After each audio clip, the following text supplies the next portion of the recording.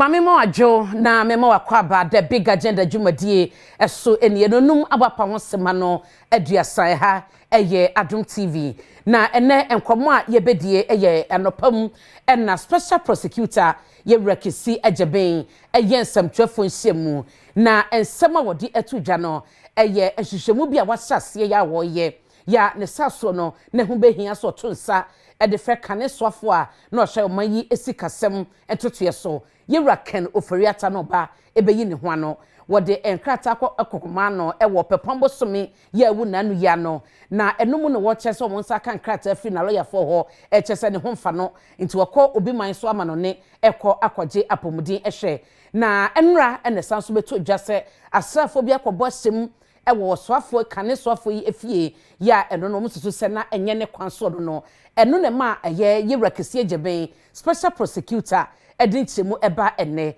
enchemu nyina kwowie no na kyese we declare owraken oforiata wanted ese wadwane ya womo ehhehwe no dendenden so beba abayin sembia no kwadu makomako enum omode abo no eka wabo oman no ene miamia hodo a wodi akire na wodi anim ema wo man no ehhiri sika ewo safa honom no mema enchemu nyina na ye ne aloyafo edin komo womo nso a eko enkoden ekasa etia dwumudie ketasese kankan ne proye ewo mayimu no ye ne ebi mu so ebekasa anwumre yi ewo the big agenda edwumadie esom na edin amegye so ene abena pokua wenie yenko na yenko hwesem twefo hia mu bi ekoso ye hwemu amane ye ba na ye din kyemu afiri ho nyina no ye de ato anim in both the Unibank and UT Bank cases.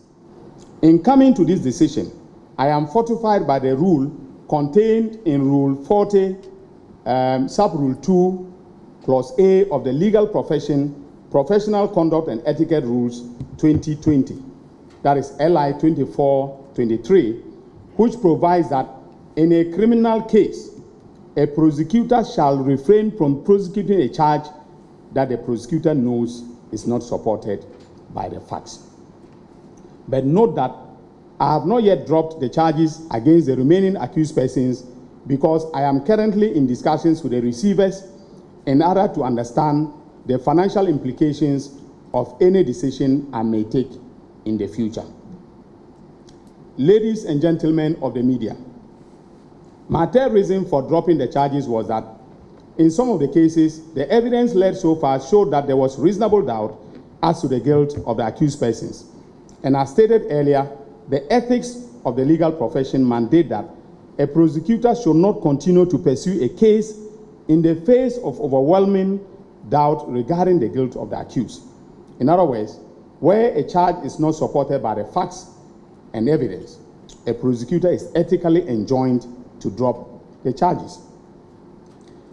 I'll give you an example. In the case of Republic versus Stephen Opuni and another, the entire case was built around the fact that an untested liquid fertilizer, Litovit, was purchased by Cocoa Board, and further that the fertilizer was not efficacious. In the event, according to the case of the state, all sums of money spent by Cocoa Board to purchase this fertilizer caused financial loss to the state.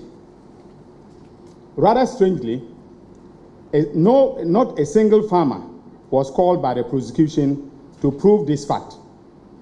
On the contrary, officials at Cocoa Board who were invited by the investigators gave statements to the effect that Litovit fertilizer was one of the most effective fertilizers purchased by Cocoa Board, and that the farmers preferred Litovit fertilizer to the granular fertilizer. More importantly, in the course of the investigations, Cocoa Board took statements from two farmers. Whilst one stated that he did not see any significant change on his farm, the second farmer stated that after using Litovit fertilizer, he saw a significant increase in yield, and that Litovit fertilizer is a very good fertilizer. Again, in the course of the trial, the defense tendered an official report from Cocoa Board which covered field visit by Cocoa Board officials. The report, which was tendered, was to the effect that Litovit fertilizer is a very good fertilizer and that farmers actually prefer it to other fertilizers and was the fertilizer of choice in areas in which little bit fertilizer was supplied. This is clear evidence that contrary to the case of the prosecution, the use of little bit fertilizer rather increased the yield. The farmers who used little bit fertilizer, including the then national best farmer, in their evidence testified that little bit fertilizer increased, the use of little bit fertilizer increased their yield and that it was a good fertilizer. During the course of their investigations, the investigators had 2 reports from Ghana Standards Authority on little bit fertilizer. The first report, which was later confirmed to have been done, and listen to this carefully, members of the press, to have been done at the Cosmetics Department of GSA, the department which does not have the mandate to test little bit fertilizer, okay, indicated that the sample of little bit fertilizer submitted for testing did not have any fertilizer ingredient in it. This finding was challenged by the accused persons and the investigators, together with representatives of Cocoa Board and the suppliers of little bit fertilizer, took a second sample from the warehouse of Cocoa Board. This sample, which was again tested by the same Ghana Standards Authority, but this time by the proper department with the mandate to test fertilizers, concluded that the samples taken was fertilizer in the first place and that the fertilizer was efficacious. Furthermore, it is interesting to note that in this case, the complainant, that is Dr. Edu Ampoma, who was the third prosecuting witness, PW3, lied under oath to implicate the accused persons, for which reason a perjury application was filed by Dr. Stephen Okuni against him. The then trial judge, Justice Hoyenuga, for reasons which are totally unacceptable, did not hear the application, but rather stated that hearing the application will prejudice the hearing of the main case. He therefore adjourned the application until the conclusion of the case.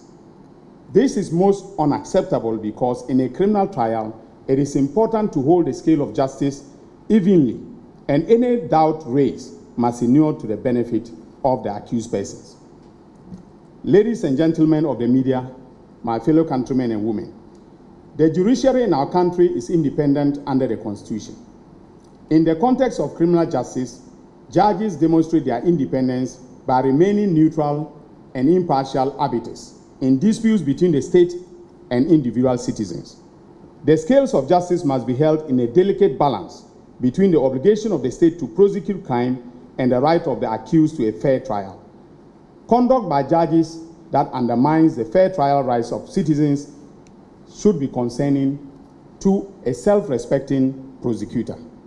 Without meaning to impugn the integrity of any of the judges who were involved in the cases in respect of which I have either entered a nolle prosequi or withdrawn the charges, I am deeply concerned not only about the conduct of some of the judges, but also concerned about the fact that the executive branch took certain actions that could be reasonably interpreted as inducements to convict the accused persons.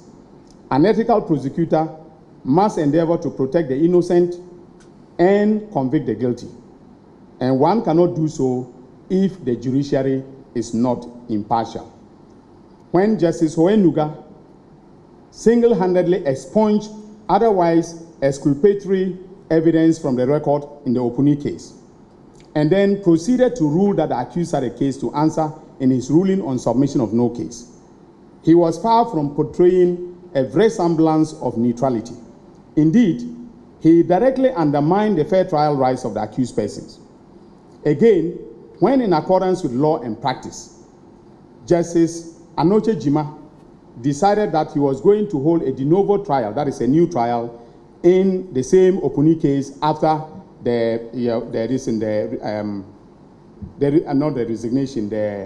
when Hoyenuga went on retirement, the retirement of Hoyenuga. He was instantly transferred to Kumasi, and the case was allocated to a new judge, who then proceeded to adopt the proceedings and continued the prosecution. Also, the decision by the executive branch of government to promote some judges who were sitting on some of the cases is very concerning. This perception, whether true or not, is that the promotion may be an inducement to convict the accused persons. Ladies and gentlemen of the media, fellow countrymen and women, in conclusion, I wish to make it abundantly clear that I did not take these decisions lightly. As I indicated above, I consulted widely and reviewed the files diligently before coming to a decision on each of the cases. You would note that in some cases, such as the Snake case and the banking cases, I withdrew the charges against some of the accused persons, while others are still under consideration.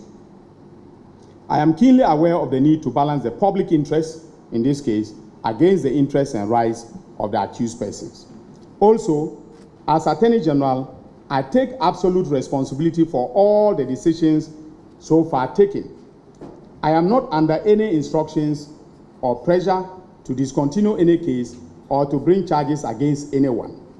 Those who are in a haste to tag His Excellency the President of the Republic as a clearing agent should hasten slowly, because he is not responsible for prosecutions and has not directed me to drop any case. Moreover, with the exception of one charge of bribery in the Opuni matter, in respect of which, no evidence was laid, none of the persons affected by my decision so far has looted state resources. There is a gulf of difference between the offense of causing financial loss to the state or misapplication of state funds and the offenses of bribery, corruption, or that of using public office for private gain. In the latter offenses, the individual charge can be accurately labeled as looters. In the former, it will be thoroughly unfair and actually defamatory to label the accused persons who have, as people who have looted state resources. So I thank you very much. These are the reasons for my decisions, and I will now take questions if there are any. Thank you.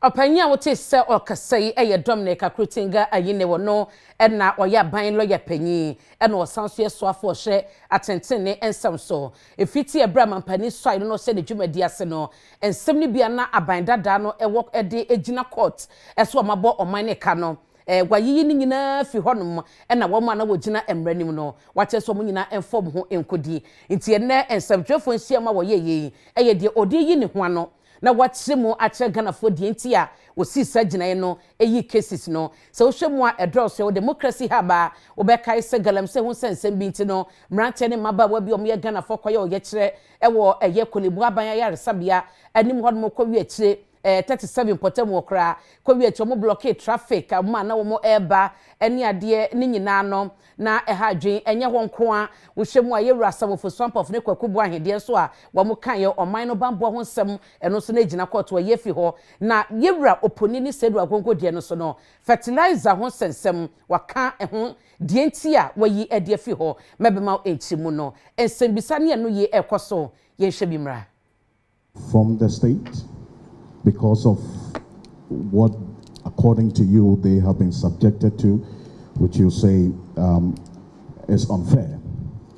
And then also from the reasons that you gave, especially with reference to the Atoforsen and the banking sector cleanup case, you referenced the unprofessional conduct of the former Attorney General. Are you minded or going to consider taking any action whatsoever against him if that's the position that you take because of the description that you give to some of the decisions that he took? And maybe finally, you give very detailed reasoning for the decision to discontinue the case against Dr. Siama. With the UMB, clearly, as indicated, 300 million has been paid, 150 million outstanding, and there are already measures to have UMB, that money, unlocked with CBG. But in the UT Bank case that he was involved in as well, what reasons did you have in discontinuing that charge against him? Thank you.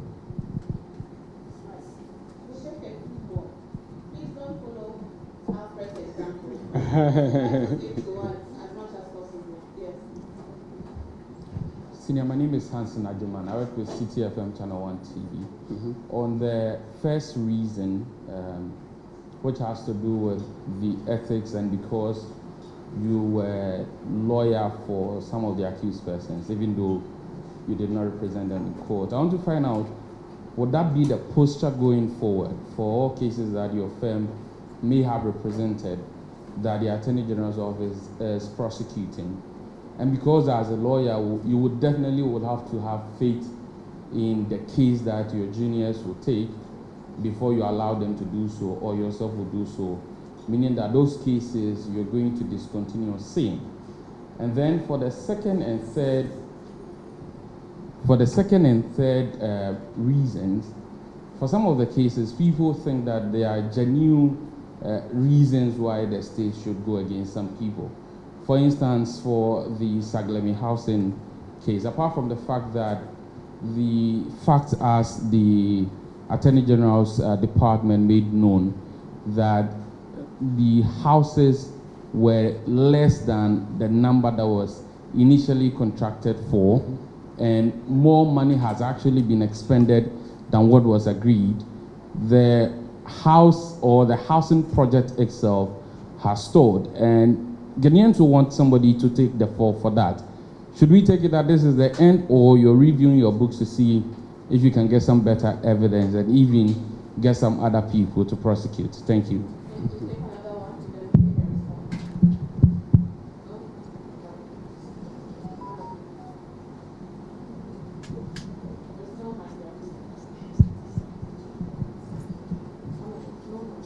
Oh, okay. Yeah, thank you very much, Alfred, for that battery of questions. Yes, as I made clear in the statement that I read to you, I think that every Attorney General has a constitutional obligation to make clear his or her decisions when it comes to dropping charges, whether you are entering a nolle prosequi or you are actually withdrawing the charges. That is because I think that an Attorney General is not above the Constitution, and an Attorney General is subject to the requirements of Article 296. Now, for those of you who are interested, Article 296 is on the exercise of discretionary power, all right? And the power to prosecute is discretionary in nature, okay? You have to make a decision to file the charges. You have to make a decision regarding the witnesses that you want to call. You have to make a decision, regarding whether or not to drop charges, as I've just done, and so on. So it's discretionary in nature, and it's subject to the provisions of Article 296, which says that, the exercise of discretionary power cannot be arbitrary, all right? And then the exerciser of the power must be fair and candid, right? Now, I don't know how anybody can be candid without explaining themselves, okay? So for me, I think that this is a practice that has to continue. I may not in future be calling a press conference of this nature, but at least I may issue a press release, basically outlining the reasons why I have taken, I've taken a decision in respect of a prosecution or the other. Then, your second question relating to compensation. I have not cited any formal request for compensation. As Attorney General, I'm not going to encourage it, and that if any request for compensation come, take it from me, I will fight it. Okay, take it from me, I'm going to fight it. Okay, so I'm not serving a warning to them not to bring requests for compensation, but if they do, I will fight it. Okay, now your third question said something about unprofessional conduct. I think I've yes.